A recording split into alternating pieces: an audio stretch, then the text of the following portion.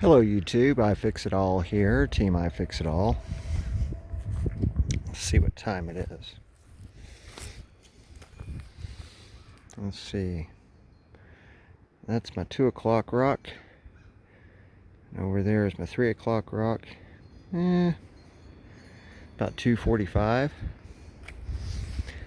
Nice February day. Steffi had asked me to do a kind of like if I had a do-over on these raised garden beds, what would I do different? Well, let me do another part to the troubleshooting raised garden beds update first. So it looks like adding those stakes down the line of each raised garden bed, those metal stakes, solved the issues.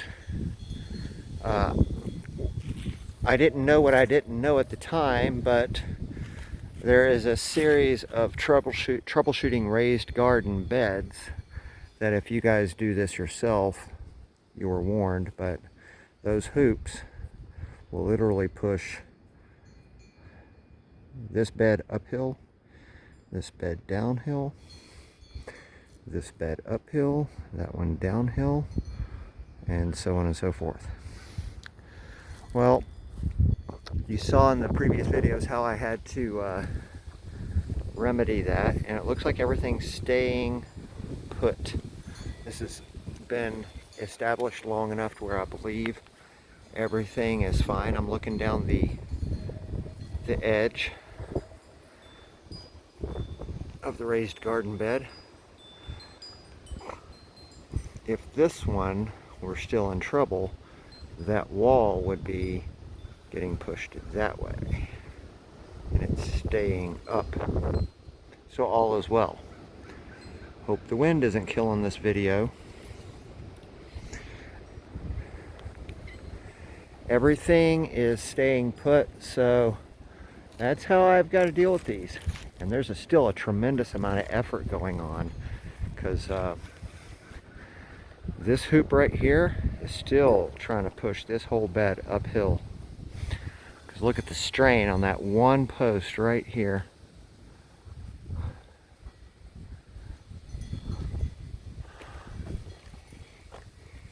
It's weavy looking. Now, I added adjustable turnbuckles to each one too. Every single one of them. I can go along and make little tweaks if I need to.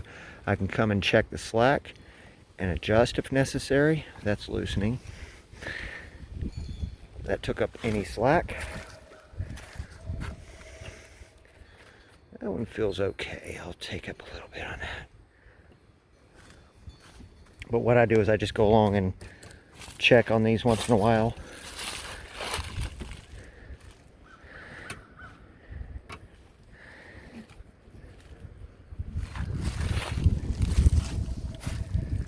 As far as the original question, before I made a move, I can't think of anything I would have done differently. The wood is off the ground. I'm wire braced underneath. I laid out the hugelkultur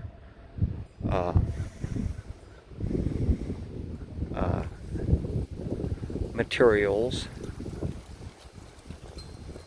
properly, I think. The garden did well last year, and I had really very low expectations. This year will be a year I'm hopeful on.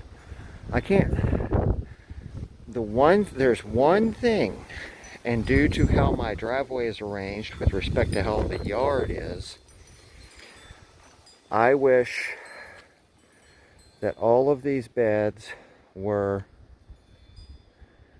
at this angle, facing directly south. The reason why I say that is because let's talk about the first arch. And this is, I don't know how many people are going to watch this, but it doesn't really matter. I'll just say it, and whoever catches it benefits. But east for me is that way. In the wintertime, my sun rises perpendicular. I learned a new word the other day, perpendicularity. But in the wintertime, my sun is coming up over here, even though east is that way. So in the summertime, my sun will be coming up over in here. And I will be taking out about 5 trees over there. Those 5 trees being removed will add 2 more hours of sunlight over here. Because I don't get sun on this until right around 10:30 in the morning. But let me get back on point. East is over there. Whenever the sun comes up, I have a hoop right there. And, oh, for Pete's sakes, come on. You're interrupting my YouTube. Let me just talk through that. That's just a grumbly cat. What do you want? Come on, silly cat. The sun will shadow a large portion of this bay while it's traversing through the sky, rising. And so if I've got this side of the arch populated with climbers, there will be a shade for a period of time until the sun is giving the light it needs, and the sun will be coming from that way. My point is, if all these bays were pointed directly south, that problem would be reduced exponentially, and I theorize significantly. So let's look at this arch. Whatever's planted in this bay here, in the evening time, sun's that way, evening, that's westerly, that's easterly. Whatever is crawling up this side of the arch is, and on this side, is shadowing out this part. So it's complicated. It's very complicated because it's almost like you can't run from the problem I'm talking about. You either have it in the morning or you have it in the evening. Well, you can if you point all these exactly south. You can mitigate it equally to where the shading effect of each bay is equalized. If that makes any sense. Other than the construction, let's get to the construction part. I screwed these together. I pre-drilled and screwed.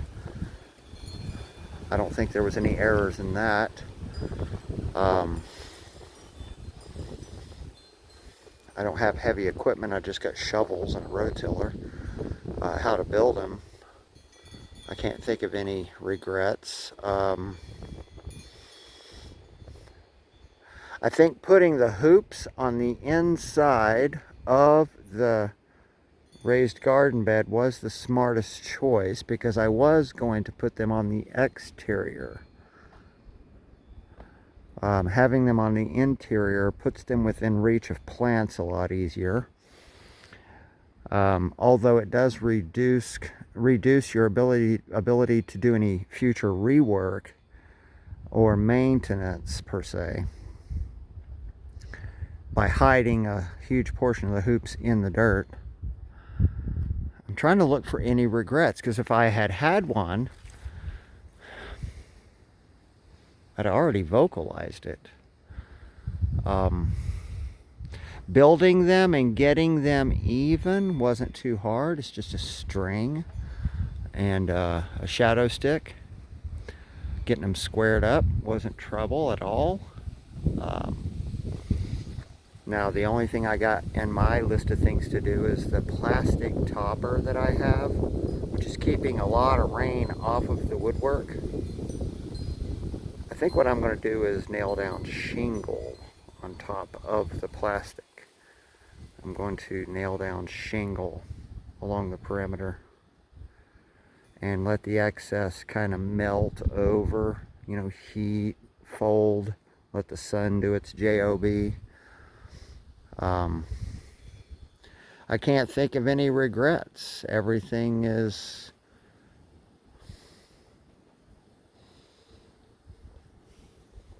it's all good. I hope I can get 10 years out of these things. It's a lot of work for just 10 years, but it is what it is. All right, that's enough on this video. What'd we do?